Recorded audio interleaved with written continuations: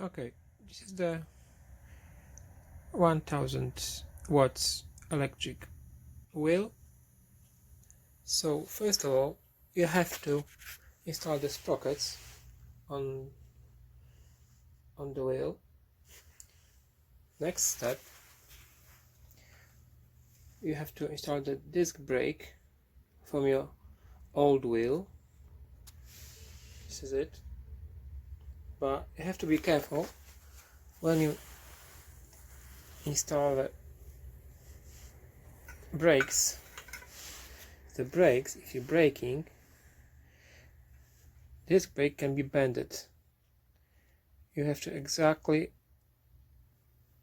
adjust. If you don't do it, you can damage disc brake. So let's try do this now.